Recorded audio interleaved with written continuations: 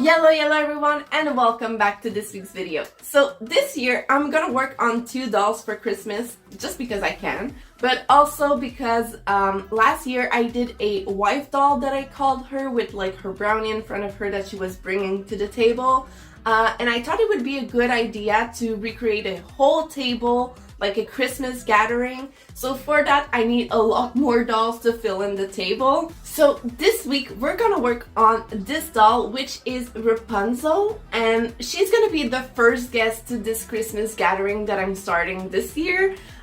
It's gonna take some years to fill in the table for sure, but she's gonna be the first guest here. I'm calling her right now the Starbucks lady. I'm not sure it's gonna be the title of this video, but right now that's how I call her. So let's go to the video. Okay, so for this doll, I still wanted her to stand out in a way. I could have done a husband doll or even a kid or just something like that, but I'm gonna leave that to future, hopefully more talented Ruby. Because as you can see in the title, this is gonna be a tutorial video of stuff I've learned in the past year. It's been a year since my first doll, and I'm not the greatest by any means, but I do want to inspire people to try something, so what better way than to show them my butchered way of doing stuff. But like always, I want to try something in this video, and what I'm gonna try to do is to change the skin color. In a lot of doll customizing video, when people do try to do that, it peels off at the joints area. And since I don't always have access to specific skin color I want for my design, I thought she could be a good tryout doll to see what this is all about. I didn't paint the whole doll because she's gonna be covered for the most part, and also did 2 layers of spray to give it the opacity I wanted her to have.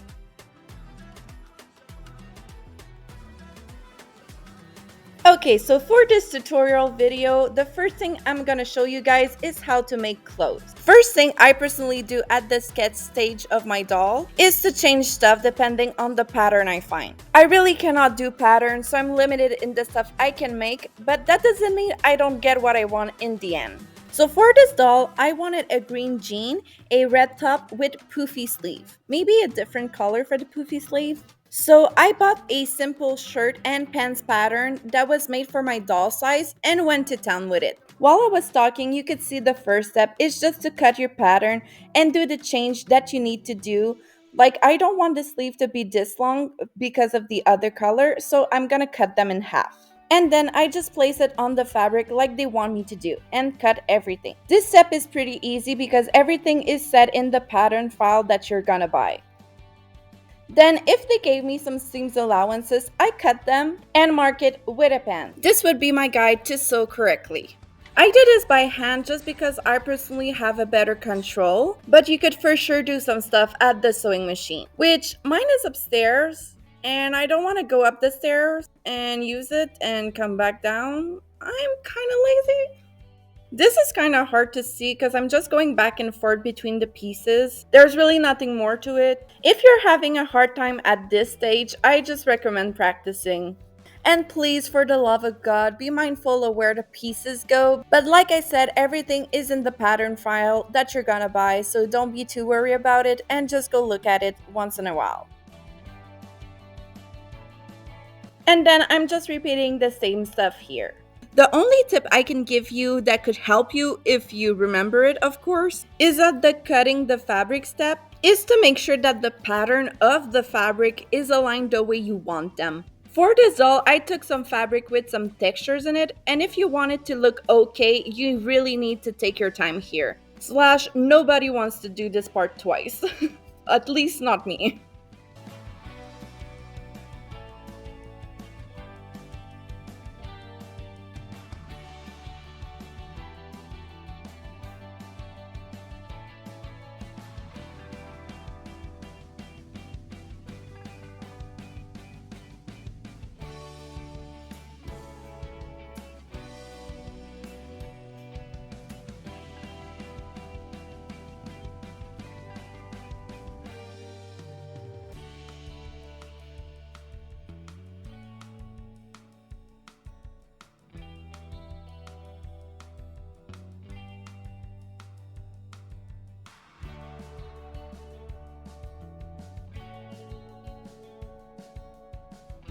For the details, to make the pants look a little bit like real ones, I just paint the details on. You can put as much or as little as you'd like, but be mindful that if it's not a decoration doll like mine, but playable one, it will rub off with time.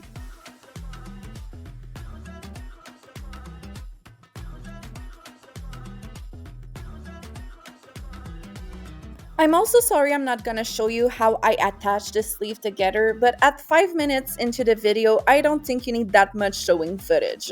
Now for the hair, this is something I struggle with all the time. So please do not take this part as a tutorial, it is not. I am working on my second doll for Christmas on the side, and I did nail her hair because I did a reroute. And for this one, I did the hot glue technique. And that's just something I haven't mastered yet. I think it's because the wefts are already pre-made, and usually people make their weft, so maybe the pre-made one are a little bit too chunky at the base compared to the homemade ones, or maybe there's just not enough hair, I really don't know. I'm only making it this way just because the hair are a little bit too short if I do the reroute, so that was the only way I could do it. But after 3 hot boiling sessions, I got it to sit like I wanted.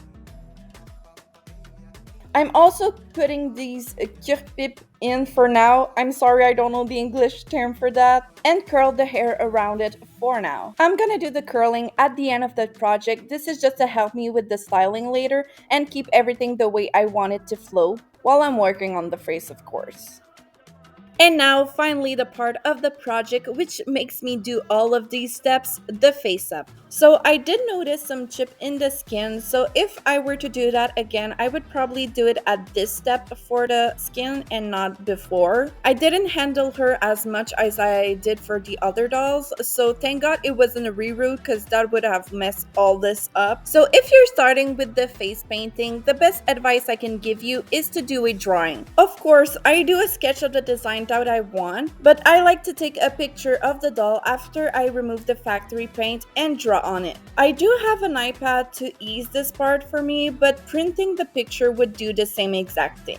I also personally don't mind the mistakes as much. I don't know if it's because I'm lazy, impatient, or just don't like symmetry, or just every face is different and never symmetrical. I've learned in art class that when doing a portrait, you will subconsciously draw some feature that resembles yours, and I know my flaws. I won't get into details about them, but I can see myself doing those on my dolls, and I don't think I have the courage to change them because I think it's more true to itself. When you're happy with something though, an eye shape, a bra shape, anything, please, for the love of God, even if you're using acrylic like I am, seal it.